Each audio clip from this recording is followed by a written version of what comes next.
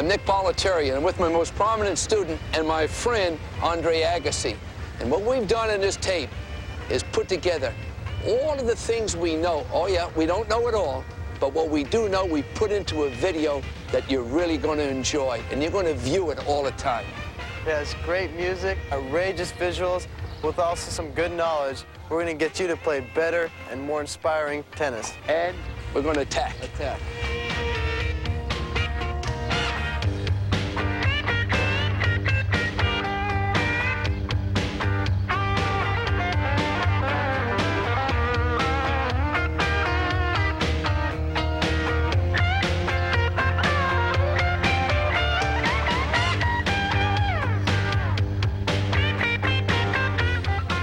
The first thing that you should do when you come to the tennis court is start preparing mentally and physically to get ready to go out and attack. All right, how do we attack? We're going to warm up inside the service line, and that's called mini tennis. It's going to make you utilize that racket head more than ever before. The racket is going to get underneath the ball with a brushing effect, and this will give the ball a little lift and a little spin to bring it back inside that service line. So this is the time you start moving back, and you go back towards the baseline.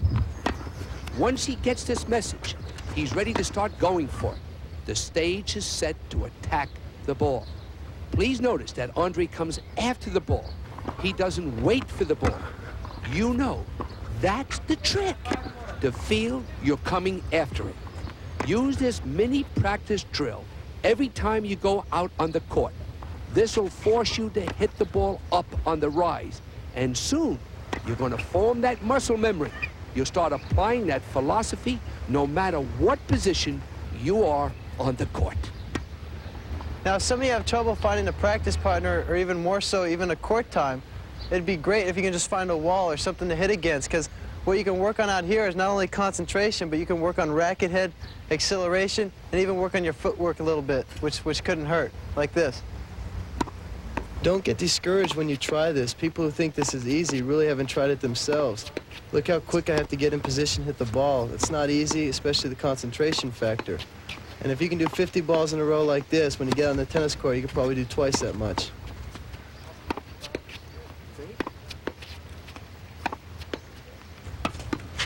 Here on the volleys, this is a great drill for your reflexes and your eye-hand timing. It'll help develop your ability to quickly get prepared, and it'll help you when you get in a tight situation at net.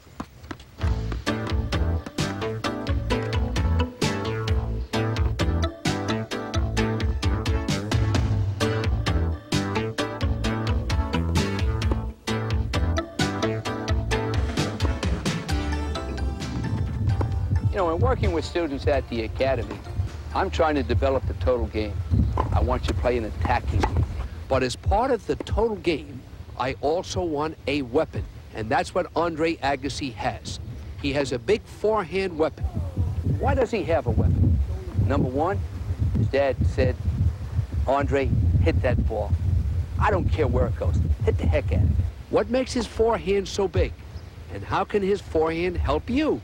First of all, his position on the court is one that's very close to the baseline, and he's trying to hit the ball up on the rise. Two, Andre uses a semi-western grip. He utilizes semi-western with the hand slightly behind the racket. Everything he does, his whole attitude is coming after the ball and attacking that ball. The swings are numerous. You can have a straight back, a semicircular loop, or the total loop. Andre uses the full circular swing. The benefit of this looping style backswing is its continuous motion. The drop of the racket head gives it a little extra power to go after it and really attack the ball. Next, I want you to notice the shoulder and hip rotation. That's important. And when watching Andre Agassi, he may not even move his left foot to have a partially closed stance. But what else does he do? He goes for it. He extends his racket outward towards the target and then continues to follow through with the racket head coming back slightly above the left shoulder to complete the full swing. This weight transfer and his controlled balance starts the recovery in preparation to make position for the next ball without losing any time. As the ball comes to you, your ready position is key. Why? Because the first step determines how quickly you can get to the ball. Let the stance be natural for you. Next, the racket head acceleration. Look at the racket head speed up. And this does not mean snapping your wrist. It means the racket head getting to the ball, going through the ball with lots of confidence. Speeding up on contact is the key. Hips and shoulders again are turned. The contact point, for the most part, should be out in front of you. But if the ball gets behind you, don't panic. Don't use excessive body motion or wrist snapping. Instead, let that racket head accelerate and make contact with confidence. Wait just a second and let that racket head do the speaking for you and speak up at the last second. The last thing I want to bring up is watching the ball.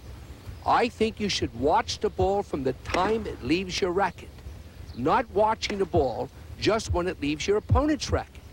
By doing this, you then can anticipate where the ball is going and what type of shot will be hit.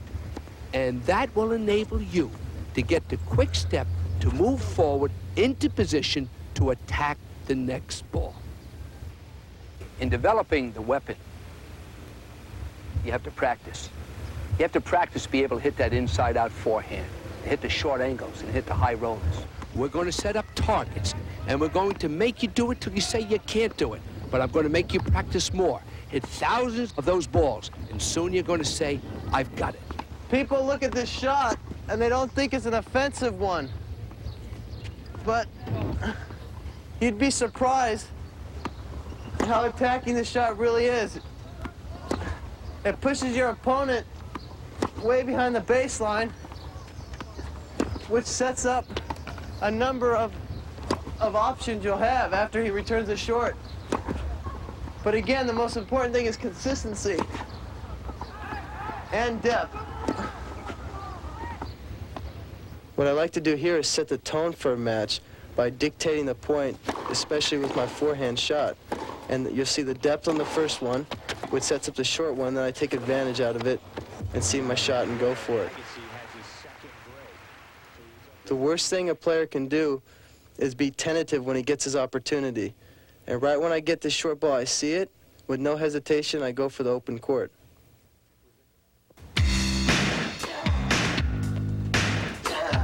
If this video gets any of you to play Don't Miss It.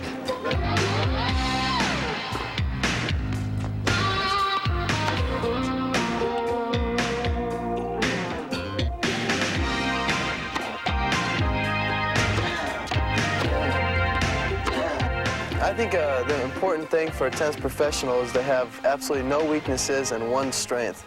And I would have to say that my forehand is my strength, and I think it's a frame of mind more than anything. Anytime I get that short ball, I know I'm just going to go up there and just whack it and just go for it. If I miss it, I'm just coming back the next time to do it harder. And I think the important thing is even if you do miss it, I think it really scares your opponent and intimidates him and allows you to even get more confidence on your game. So having a strong weapon, mine being the forehand, is important to everybody's game. The forehand, your swing, the looping backswing.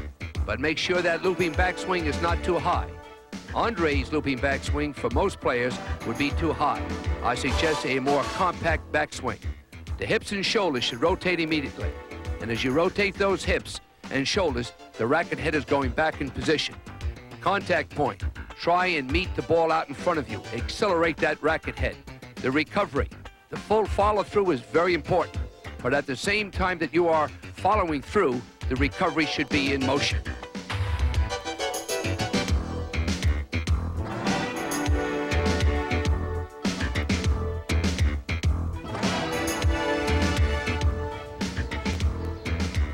Andre Agassi, big forehand. Hey, don't underestimate his backhand. His backhand is devastating, especially when he hits down the line. He has two hands on the racket. This doesn't mean you have to have a two-handed backhand. You can have a one-handed backhand and hit it just as well. Footwork. Improve that first movement for the ball. As you start that forward part of the swing, I want you to watch that front leg of Andre's. It enables him to get underneath the ball. This is how he gets the lift. Now I want you to watch how the hips and left shoulder come around as he hits the ball. That gives him good balance. There's the lift, and let's watch the rapid acceleration on contact. That gives you the power. Sometimes he even uses a loop backswing, but normally it's a straight back. But whatever backswing he uses, it's the quick hip and shoulder rotation. Hands work together, but on the contact, the top hand is going to do the work. It's going to accelerate that racket head through the ball. Some of you go out towards the target and wrap it around your shoulder. As he gets back to position, he never takes his eye off the ball. He watches the ball as he recovers, so he knows exactly what that opponent is going to do before he hits the ball. The weight transfer. It's important that the weight transfer on the backhand is really set up. For the most part, you don't open up as quickly as you do on the forehand. Weight transfer and recovery are essential to play an attacking game. Andre can hit the little angle shots, or he can hit the topspin lob off the same motion, or he can come forward and drive the ball. Now he's going to come up with the angle shot from the very same motion, but just before contact, he gets underneath and brushes the ball with that racket head. And now the topspin lob with the opponent coming to the net. Again, this very same backswing, hips turning, use of the front leg, which is imperative to get under the ball. But remember, it's making positions. Get yourself set with good balance to use that front leg and weight transfer. And by using the same motion every time, you can keep your opponent guessing as to what shot you are going to hit. In order to hit these shots, you have to practice. Have you ever thought of playing in between the singles and doubles lines? Try it. This is a drill that is great for people just starting out in tennis. It's made for just teaching them control. What you try to do is just keep the ball in the alley. Do not pull off the ball too quickly. Stay with it a fraction longer to develop greater accuracy and placement. Now pay attention here. Even as he gets a big serve and starts dictating the point, I stand my ground and constantly keep moving forward. If you notice, I don't let his big serve and even effective volley push me off the baseline.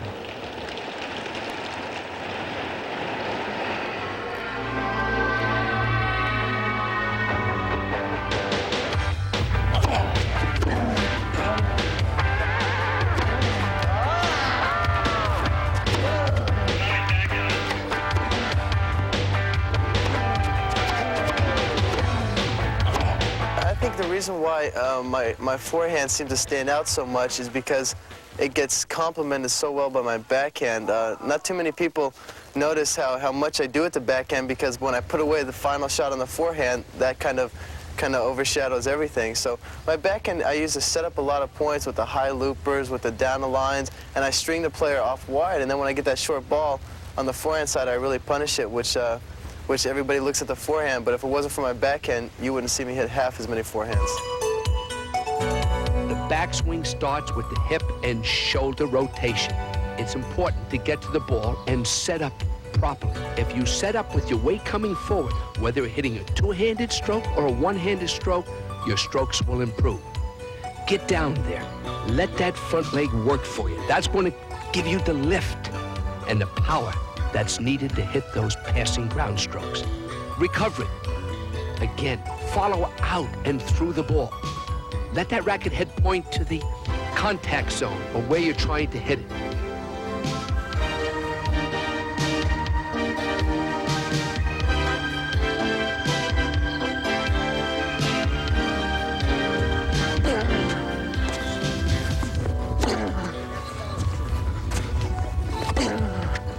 While you're developing the big forehand and that offensive backhand, you are hoping to get that ball that sits there and gives you an opportunity to come to the net and put the ball away or end the point. That's important. If you hit big forehands and you hit big backhands and you don't follow up on it, you might as well just stay back at the baseline and get the ball back and forth and play. A volley is making contact with the ball before it bounces and then just directing it. Utilize your opponent's power. In order to do that, you have to do certain things. One, you've got to get into a grip that enables you to hit both the forehand and the backhand volley without changing your grip. You just don't have time. Andre uses a combination of a two-handed volley with no release of the top hand, or the same setup where he releases the left hand just before he makes contact. When practicing the volley, experiment with both methods to see which one gives you the greatest control. And the third option is the plain one-handed volley, whatever works best for you. When volleying, the ready position is even more important because the ball reaches you so quick because of your court position. Open your eyes up wide and watch the ball every second. Your ready position, with your knees relaxed, your weight forward, so that you can go to absolutely any height or direction and even defend yourself if the ball comes right at you.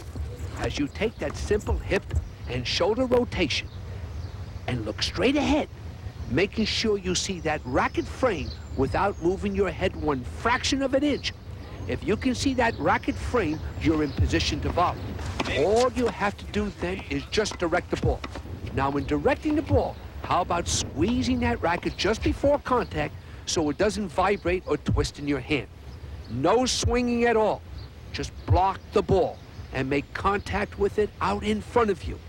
To me, that will make that volley improve immediately. Let's talk about that practice session and improving the volley. One that's very successful at the academy for us is just coming right up to the net like you're going to shake hands with your practice partner. And what are we going to do? We're going to get down facing each other like we're ready to go after each other in a boxing match. And we're going to have, oh yes, that little hip and shoulder rotation. And what we're going to do is a little shoulder jab. Boom, boom, boom. No swing at all. That will make that volley improve immediately. And that's what it's all about. Practice it, you're going to get it. One of the most important things a person could do in a match is always apply pressure on his opponent. And here you'll notice, as soon as I get that short ball, I'll take it, I'll hit it, and I'll come in and put pressure on him to come up with the big shot.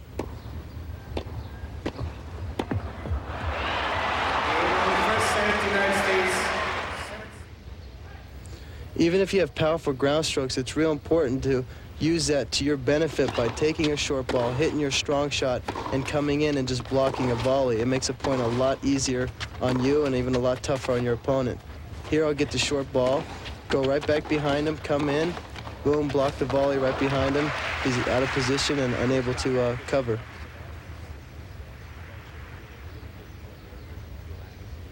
Watch here, I've already made up my mind what I want to do with this. I want to come in, my eyes are constantly watching the ball. Ball comes, I meet firmly, and just block it behind him for the winner.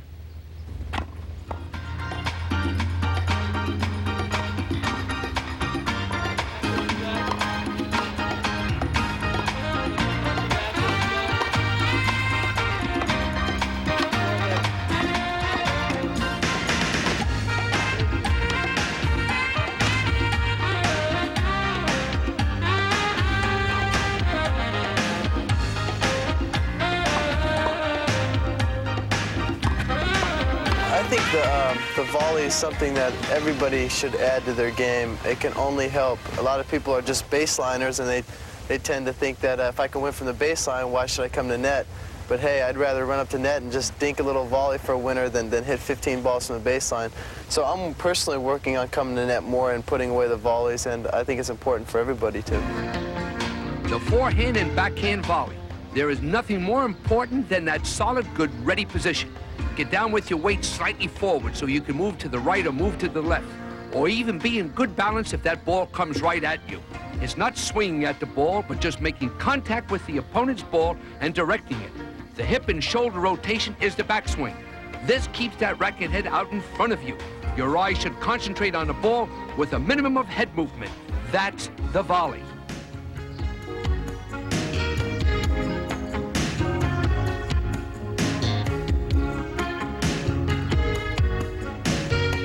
Let's talk about the serve. First of all, the serve is a key part of the game because it depends whether or not you're in trouble after you hit it or you're controlling the point. If you can, at the very minimum, get a neutral return, you have a chance to win the point. We want more than the neutral return. We want a feeble return from a forcing serve. The grip. Andre Agassi uses the continental grip for the flat serve with a minimum of spin on the ball. For the second serve, he moves his hand slightly to the left to the backhand grip, which enables him to put a brushing up effect on the ball with spin and added control. The same is true for his kicker serve, which Andre will use as a first or second serve. 2, the toss. The ball and racket must work together. No matter what serve motion you have elected, the ball and racket work together, giving you rhythm and timing. The toss is essential. You must throw the ball up high enough to give you time to get that racket around so you can make contact in the same place over and over again. Normally on the first serve, the best place to toss the ball is slightly in front of you and in the area of your left foot or your front foot. On the second serve, a small variation with the ball thrown not so far in front and a bit more to the left. For the majority of players, the tossing area doesn't change much because they want to disguise the type of serve they are going to hit up until the point of contact. The ball and racket must work together to be able to reach up, make contact, get that racket going, and a big follow-through. At the point of release, the left hand must be fully extended, pointing upward while the right hip and shoulder are rotating in a slight downward motion, preparing the racket head for its accelerated upward motion. Do not forget the use of the legs in the serve. It's so essential to provide the extra power and upward movement towards the ball. Getting the thrust from your legs and getting that right side to rotate at the same time towards the ball will give you the feeling that you are attacking the ball with confidence. Another thought to the serve is, where do you end up? Does your left foot come forward? Do you jump up off your feet? Do you keep your left foot planted and go up on your toe and let your right leg come over? All of them are correct. Look at the servers of today. Everyone hits it differently. The stance. You must get into a stance that gives you balance to apply your serving motion with the ball and racket working together. The follow-through. Whether you are a serve and volleyer or a baseline player, you must follow through into the court with your weight going forward. You either continue to the net or recover back to the baseline position. Power versus placement. In your arsenal of serves, you should have the ability to hit the big serve. But if it isn't working on a given day, don't panic. Go to your other weapon, which is the high percentage placement serve, which will keep your opponent guessing and allow you to still play your attacking service game. The most important thing about hitting an effective serve is not how hard you hit it, but where you put it.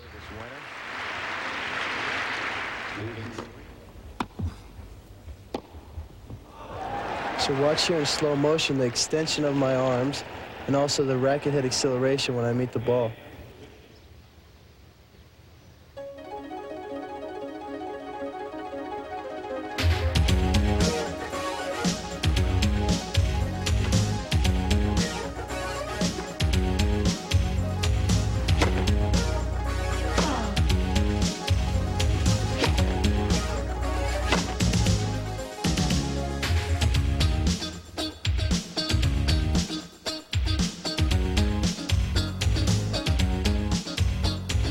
I think there's a lot of misconceptions on what a good server actually is. A lot of people think, hey, if I hit that first serve real hard, even if I miss, I'm going to look like a good server. And then they go for a second serve and they just pray that it's going to go in.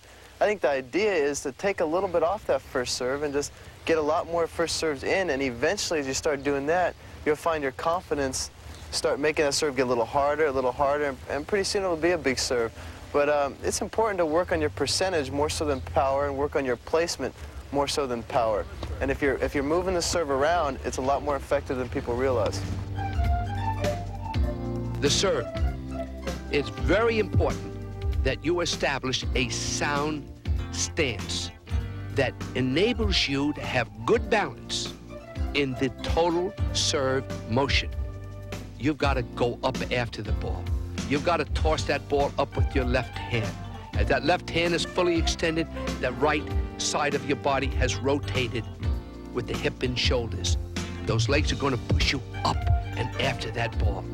You're going to make contact with that ball with an accelerated racket head. And then I want you to follow through with a big follow through on the completion of the serve.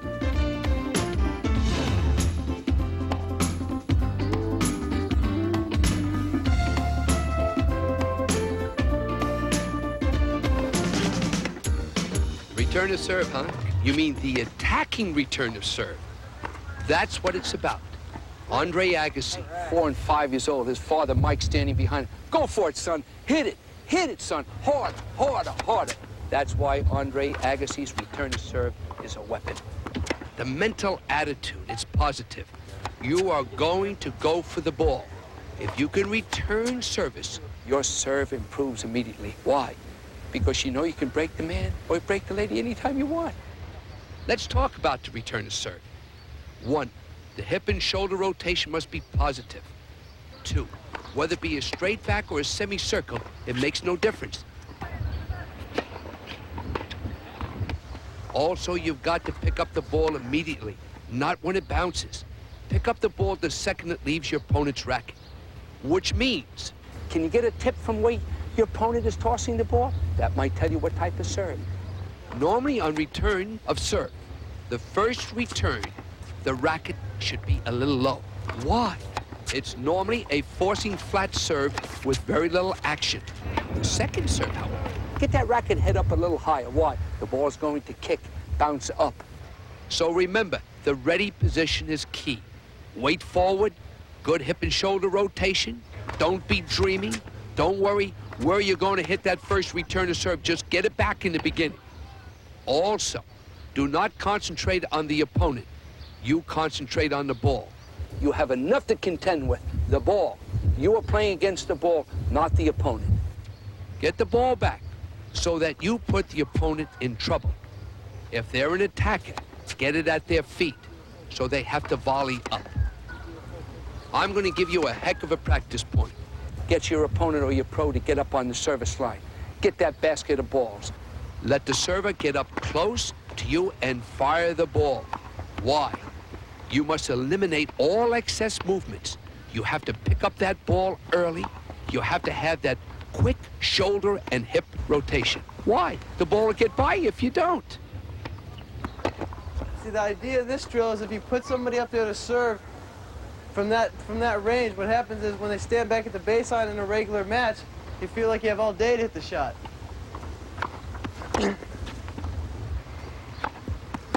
It teaches you not to waste any extra motion while you're returning serve. Make it short and sweet. Just like that. Another way to improve return to service is to stand inside the baseline when rallying. Why? Why will this improve your return to serve? Because this forces you to hit each ball on the rise with a much shorter version of your regular forehand. In turn, it emphasizes the importance, once again, of the immediate hip and shoulder rotation. It cuts down on the backswing, and again, it makes you pick up the ball sooner. That's the return of serve, a key element to the game of tennis. Here I am again on the service return, making him feel the pressure.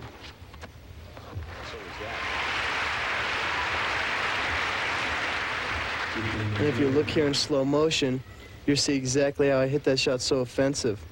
If you notice the hips and shoulder rotation that we've been talking about, that's where we get the power from. Now, when somebody has a serve about as big as Becker's, the important thing is to still try to stay in control of the point. And so therefore, as you notice, I'll stand close to the baseline, ready to jump on anything he serves at me. And the first thing I do when he hits that big serve is I come forward, anticipate it, and keep that backswing short and simple. Here again, you notice my backswing. Notice how it's really short and didn't have to do much with it. Just block that serve right back, use his power to your advantage.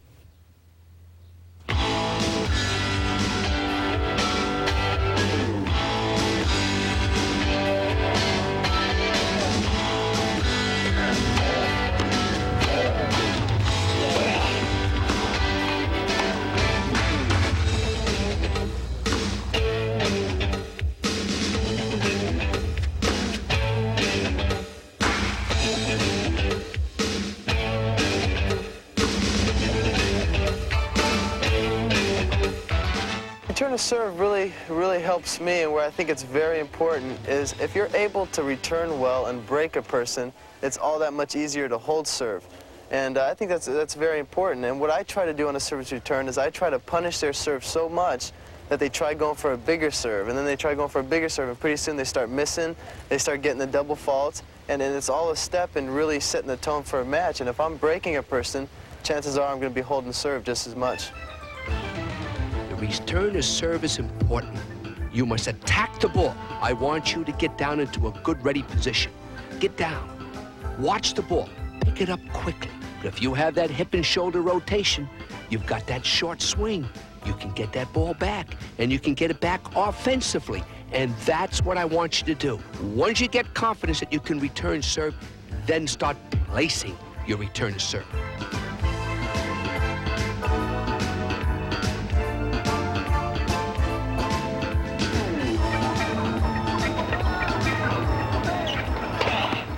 The overhead.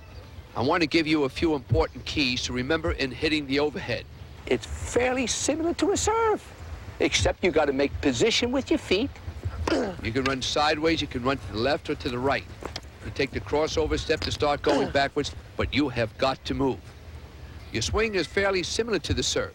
You may cut down that swing to perhaps a half a swing, but it's exactly the same. You've got to have that left hand fully extended and tracking the ball to the point of contact. And you've got to go up after it. And you've got to attack it in the same manner as you would the serve. Get that racket head up there and let it do its work. Get that racket head to speed up on contact and go up and reach for the ball as if you own it.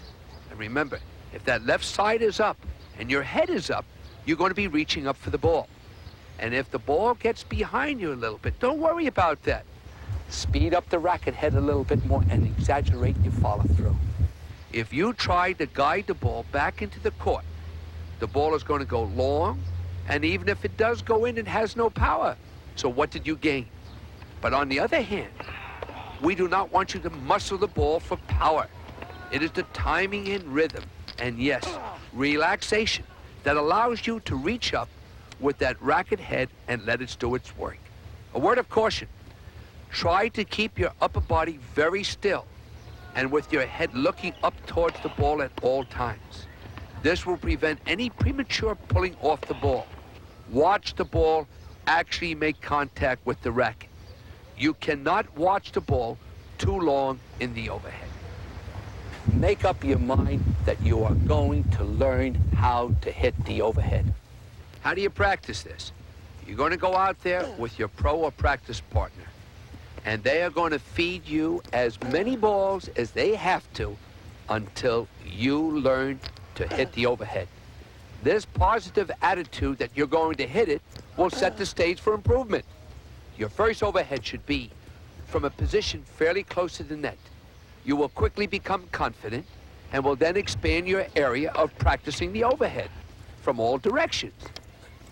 After you can hit the shot consistently, then the next step is to go for placement through refined body position and balance, always with a positive racket head acceleration.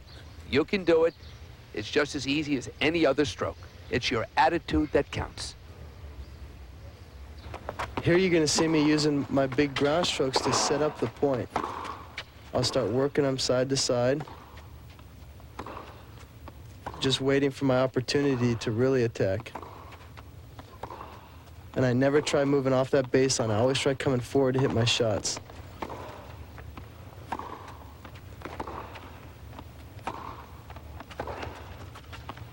But big ground strokes don't do you much good if you can't put away the point properly. And when I got that overhead, I had to hit it confidently. This attacking attitude of Andre is a result of endless hours of practice. There is no shortcut to this quality of play.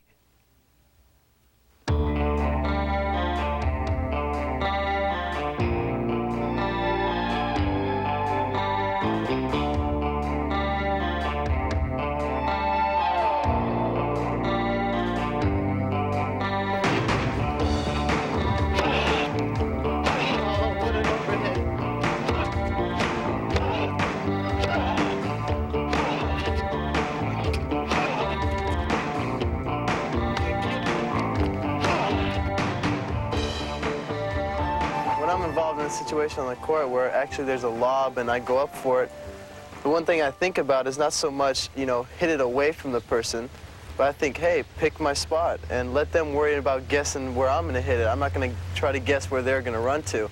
And so when I go for the overhead, I hit at the spot that's most easiest for me, and if they're there, they're going to be lucky to return it. The overhead. You've got to have confidence. You've got to attack the ball. Reach up for the ball. Keep your head still. Full extension like the serve. Utilize your legs. Meet the ball out in front of you. You've got to have good racket acceleration, especially when the ball gets behind you. And you've got to follow through. Play the ball, not the opponent's position.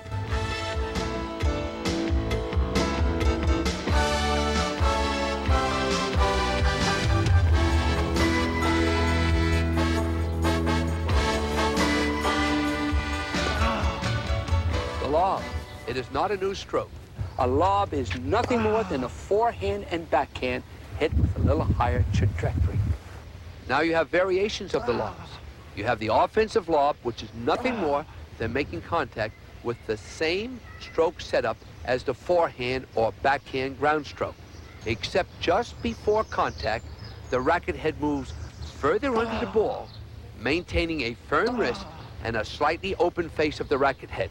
The defensive lob is similar to the offensive lob, but has a more open face, sending the ball to a much higher height over the net to gain some time in order to recover position.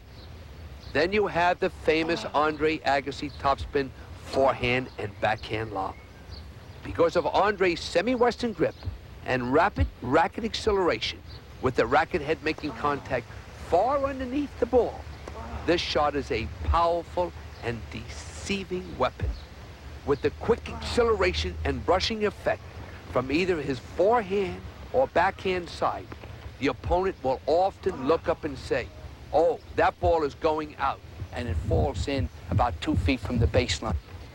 When the ball has that excessive topspin rotation, it has a big advantage. It will clear the net well over the opponent's outstretched racket and still fall into the playing area. Andre uses this shot to create outright winners, and in addition, it helps him set up his angles and passing shots when the opponent elects to stay back from that attacking net position. It's a point of beauty to watch Andre do this shot. I want you to hit the lob exactly how you hit your ground strokes.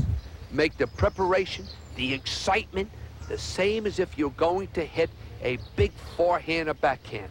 And at the last split second, drop the racket head underneath the ball to hit one of the 3 different lobs.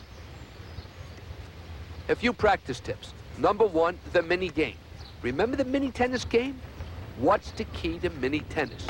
The rapid acceleration of the racket head. The same as applies to the topspin lob. You want to practice the offensive lob? Just hit regular ground strokes a little higher. And the defensive lob, higher yet. And if that isn't enough, anytime your opponent attacks the net for the next month, I want you to hit a lob. Hit a lob. Even if the opponent goes back and hits the overhead for outright winners. Next, when practicing your ground strokes from the baseline, vary the height of the ball each and every time. If you practice it enough in practice, you create the confidence to try it when you play. Make the lob a weapon. But remember, you've got to create that muscle memory so that it becomes automatic. You don't think about it. You can get it. And when you do, they're going to be paying for those balls all the time because you are going to start winning some matches. As I mentioned earlier, the most important thing about a lob is to hit it long rather than short to back your opponent off the net. And you notice here, I saw my opportunity but got a little tentative and I didn't go for the shot as much as I should have. And here you'll see a chance to hit a lob, but instead of getting tentative, I just went for it a little more racket head acceleration, and boom, right over his head. And even if I had missed it, it still keeps him guessing, and it still would have been a great asset for me as the match progressed.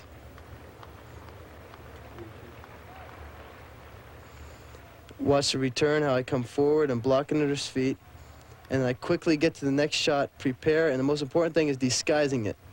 He had no idea that lob was coming, and that's what made it so effective.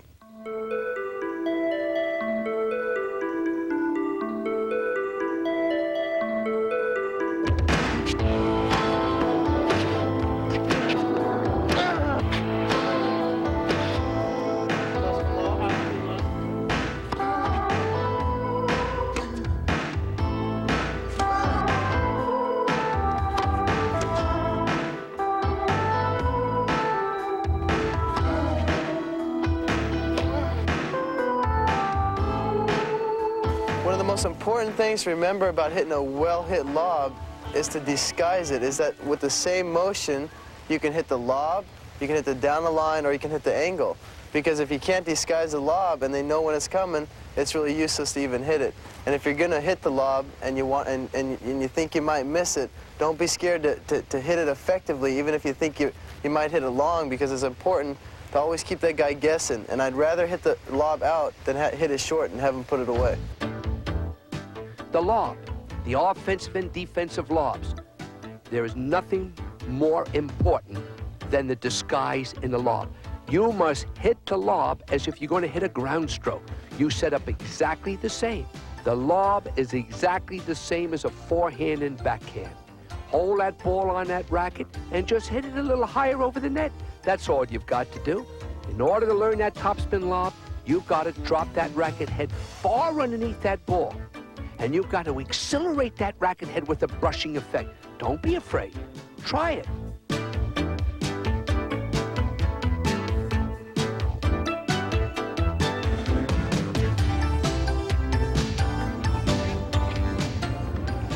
The drop shot. It is not a new stroke. There I go again. A drop shot is nothing more than a backhand or a forehand hit with a little less power. Hold that ball on your racket a little longer. Get the feeling that the ball belongs to that racket. Hold on to it. Don't give it away. No racket acceleration on contact. Once you get this feeling, open the face slightly, where you put a little reverse spin on the ball. That makes the ball hit and almost come back to you. The opponent must rush forward, and if they're able to reach the ball, they are often off balance or out of position, setting the stage for your attacking winner, a passing shot, or even a lob. Once again, the key is to disguise the shot until you actually make contact. Before that contact, your opponent cannot detect whether you will hit a full ground stroke or this, the most underrated offensive shot in the game. Remember, the racket actually carries the ball towards the net, slowing down at contact rather than accelerating. And that's called a drop shot with a little reverse spin. We keep coming back to the mini tennis game. In your warm-up drills, before playing singles or doubles, taking a lesson, or just practicing, spend the first 10 minutes playing mini tennis. To keep the ball between the service lines, you will have to apply the drop shot techniques, holding on to the ball with a slightly open face to impart a little reverse spin. This is notably different from the mini tennis, where rapid racket head acceleration is used for the topspin and angle shots. In contrast, in this mini tennis drill, the racket decelerates at contact and even opens slightly to apply the reverse spin. Expand your mini game, hitting this drop shot from all positions inside the baseline area. Practice it. You'll get a brand new weapon in your attacking game of tennis. Backing your opponent up farther and farther is real important, but it's also important to mix it up by not letting them know what you're going to do, like hitting a drop shot every now and then. That's pretty. And if you notice here in the replay exactly where in the court I was when I hit that drop shot, I wasn't behind the baseline on the low percentage shot. I was inside the baseline in control of the point.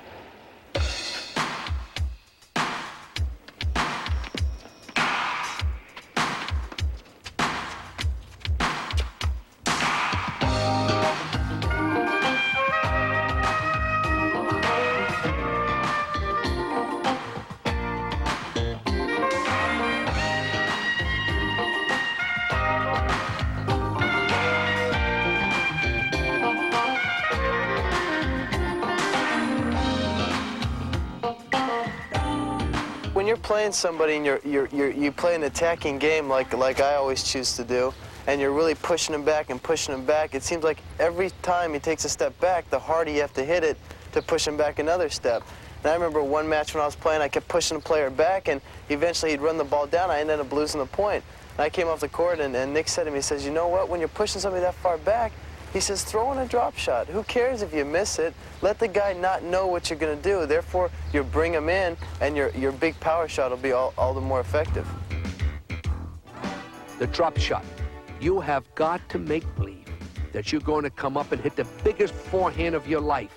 And then at the last second, open up the racket head just slightly, puts a little spin on the ball, hold that ball on that racket a little longer, and that ball's going to go right over the net.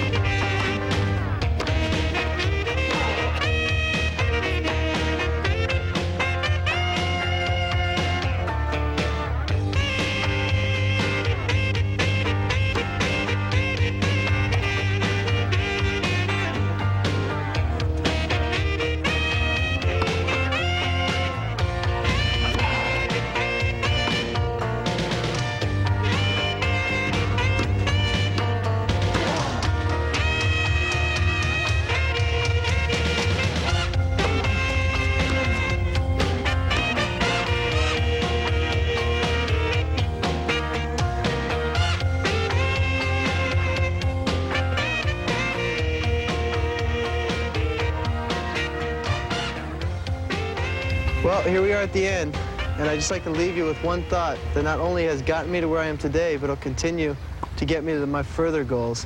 And that thought is actually a saying that a great friend of mine back home in Las Vegas told me a while ago, and that saying is, life is God's gift to us, and what we do with it is our gift to God.